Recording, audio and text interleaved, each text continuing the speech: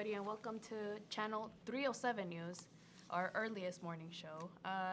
We're rolling in at about 2:05 a.m. Oh, that's a good time. Great Usually time. start like 2:30, but it is what it is. Today we have a lot of stories for you because we missed this weekend, so we got a lot of catching up to do. So let's get started. What should we start with first? Let's go ahead, and I believe Ariana's on the scene right now with some local news, and she's ready to tell us what she has on her first day on the job. She ended up getting interviews and passed those because she claimed to kept telling us that she had a liberal arts degree, and obviously that qualified her for whatever reason. Straight out of college. Straight out of college. So let's see how she's doing on her first day. Okay. Hi, I'm Ariana Galavis, broadcasting from Antelope Valley College, and I'm here reporting on the news of Disney Plus account passwords being sold underground, which is crazy, right? Before we continue, it's my first time. Thank you very much for hiring me, and I didn't get a liberal arts degree. I went to UC to get journalism, actually, but that's okay. People make mistakes. Okay, on to Disney Plus. Apparently they got breached last week, and in response to that, Disney states that there has been no security breach, and it's only been sent. The passwords have only been sent out to about a small percentage of that.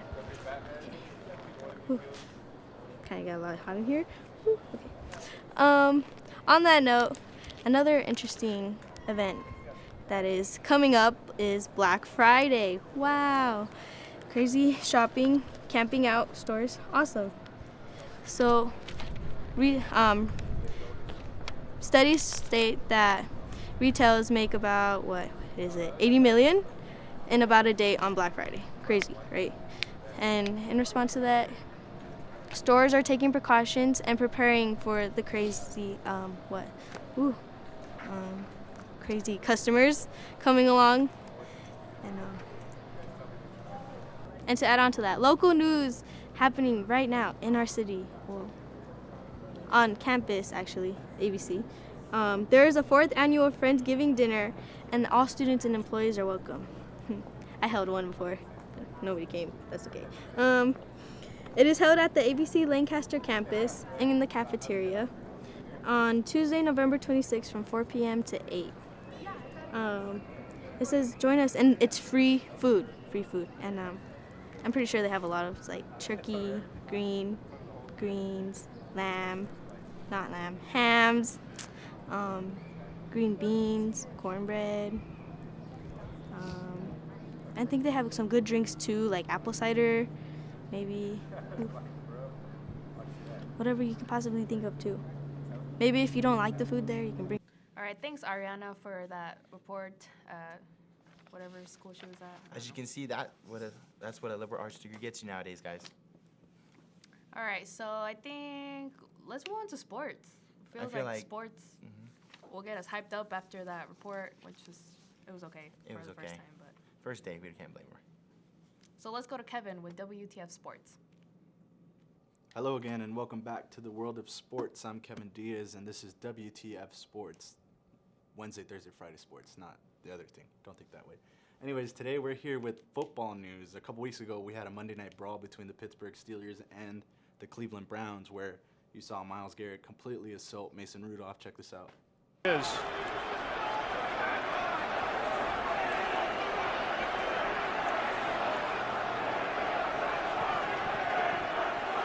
Well, he tackled Rudolph. Rudolph didn't like the way that he was tackled. And for those of you blind at home who did not just see what witnessed, luckily for you, I have a pen. This is a board.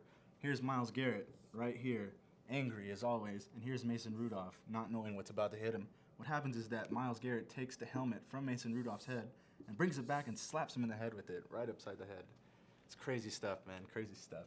The repercussion from this is that Myles Garrett is now suspended indefinitely without pay by the Cleveland Browns, and Mason Rudolph is unscathed. Unfortunately, now he's benched for the backup to the backup, which I guess sucks even more than getting hit in the head with the football.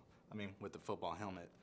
Also, we have the other suspensions from this. Turns out there's more than 15 players either fined or suspended resulting from this exact brawl right here. So Crazy stuff out of the football world, and now we're still seeing the repercussions 2 weeks later. In the world of basketball, we have LeBron James dunking all over Nemanja Bjelica. Check this out. We shoot 38% from downtown. Here comes LBJ! Bow, right there. That is first-degree murder. Somebody should go to LeBron James's house and arrest him, man. He can't be doing that stuff around here. What turns out, the Lakers won that game by 1 point. It was a close deficit, but the Lakers are now 15-2, first in the Western Conference Division, and leading the Clippers. So we have a good playoff route coming up. And also in the world of basketball, we have the Dion Waiters scandal, where a couple weeks ago he had a career high, literally, not in points, not in assists, and not in rebounds, just career high. A teammate ended up giving Dion Waiters a gummy bear infused with marijuana, which ended up resulting in him having a seizure due to complications from the gummy bear infused marijuana. Now, what resulted in this was hospitalization as soon as the plane landed, and him being suspended without pay from the Miami Heat. Now, Dion Waiters is a real one because he refused to snitch out the person that gave him the gummy bears. But now he might be out of a job. So regardless of what happens, he had a career high. We all go through it. It's okay, Dion Waiters. We all feel you. Anyways, that's been the segment this week on WTF Sports. I'm Kevin Diaz, and back to you guys. Thanks, Kevin. That was, damn. It was sports. very. I don't know. It was probably too much adrenaline from what I we could originally never. expected. When I was in high school, I took chess. Oh. I played tennis for like a semester. It was okay. It wasn't that interesting. But Why you not? Kevin's sports was very interesting. What? And in the world news today, we're talking about climate change. The UN posted an emission gap report which states the difference between how much carbon has been cut before a dangerous warming. And the report stated that if the countries around the world don't increase their carbon cutting solutions, there could be an increase in temperature of about 1.5 degrees Celsius, which is about 35 degrees Fahrenheit. The reports say that the emissions has gone up 1.5% every year in the last decade, which puts Earth on an increased temperature of 3.2 degrees Celsius by the end of the century. This is an urgent message because despite the current plans and promises for other countries, the temperature could still go up to double in the next 80 years. The UN says countries collectively failed to stop the growth in global greenhouse gas emissions, meaning that deeper and faster cuts are now required. So we have to get to protesting again. All right, now let's do some national news. In national news, we go on to Tampa, Florida, where several cases have gone throughout the week about this man. Officer Rodriguez of the Tampon Police Station talks about how his early investigations and his overall weak standings with all these substantial reports that he's gone through, with his first headline saying a drunken man, lawyer, a Florida man was arrested Tuesday for reportedly calling 911 intoxicated for the specific reason of saying his wife was a black widow spider. And that morning at 2 a.m. in Baker Street, they found themselves waking up to a 911 call of a man supposedly saying that his wife had turned into a black widow spider and found himself in a predicament that he was no longer be safe in his own home. So with that being said, Rodriguez reports that he found himself in a conundrum, reporting that as soon as they got onto the scene, the man started holding a broom sideways and pretending it was a sword, as he says, and repeatedly hitting his wife over and over again as if she was a spider and he was just trying to get her out the house. With that being said, he was detained and talked to for several hours inside the police car. With that being said, he was released. While being intoxicated in his own home isn't against the law. It is against the law to falsely call 911 and such as. So he was given a warning and a citation for $300 with the fair warning that he shouldn't be calling 911 as a joke.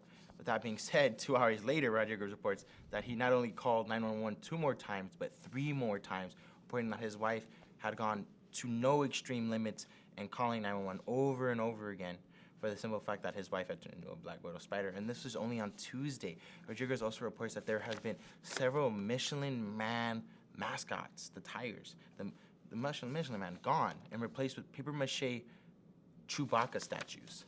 Out of anything, we can see that he found himself in such a quiet predicament when Michelin Man tires, which are 3 in the city, had gone missing. They're absolutely missing and replaced with 7-foot tall Chewbacca paper mache statues. Of course, they didn't look as well, as we have photos here that say that it wasn't really a life-size replica, but to the standard of which it was pretty decent. But of course, that is stealing and it is against the law. So they found themselves on a manhunt for not only 1 kid, but 3 kids. 3 kids and 2 other teenagers found themselves stealing Michelin Man mascots and putting them all in a circle and disguised them as no other than snowmen. They took them down to the forest and found themselves piling up in snow as they used them as human body shields, as the teens report, and used them not only as human shields, but protective from the weather. In our last story, we find ourselves talking about how a man fights an alligator for a meatball marinara Subway footlong sandwich.